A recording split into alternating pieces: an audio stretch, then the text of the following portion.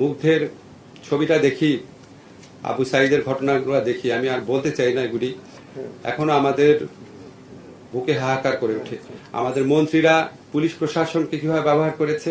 ছাত্রলীগের মতো ঐতিহ্যবাহী একটা সংগঠন, বাংলাদেশের স্বাধীনতা সংগ্রামে অন্যতম ভূমিকা রাখা সংগঠন, সেই সংগঠনকে কি ধরনের সন্ত্রাসী কাজে ব্যবহার করেছে। প্রথম প্রশ্ন হচ্ছে, আমরা রোম স্ট্যাটিউট, যেটা বলে আন্তর্জাতিক ইন্টারন্যাশনাল ক্রিমিনাল কোড স্ট্যাবলিশ হয়েছে, আমরা রোম স্ট্যাটিউটের রেটিফাইং কান্ট্রি, অর্থাৎ সদস্য রাষ্ট্র। কিন্তু আপনি আন্তর্জাতিক অপরাধ আদালতে তখনই যেতে পারবেন যদি আপনি নিজস্ব অপরাধ আদালতে এটার বিচার করতে আনউইলিং, অনিচ্ছুক বা আনএবল, অসমর্থ হন। আমরা তো অসমর্থ না। আমরা এই বিচারটা করা যায় নাকি সেই ব্যাপারে আমরা বদ্ধপরিকর, এবং এই বিচারের আওতায় সর্বোচ্চ পর্যায়ে, বিগত সরকারের সর্বোচ্চ পর্যায়ে ব্যক্তিদের সংশ্লিষ্টতা খতিয়ে দেখে উনাদেরও বিচার করা সম্ভব বলে এটা আমরা মনে করছি। ভিকটিম পরিবারের ন্যায় বিচার পাওয়ার সবচেয়ে বড় একটা স্কোপ তৈরি হয়েছে।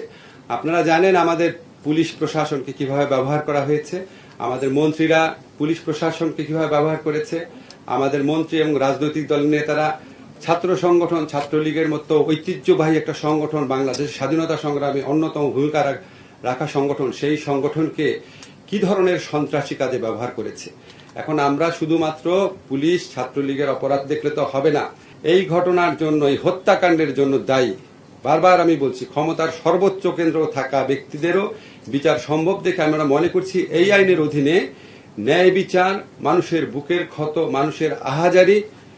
আমরা যখন এখনো, আপনারা সবাই জানেন, আমরা এখনো যখন এই মুগ্ধের ছবিটা দেখি, আবু সাইদের ঘটনাগুলো দেখি, আমি আর বলতে চাই না এগুলি, এখনো আমাদের বুকে হাহাকার করে ওঠে।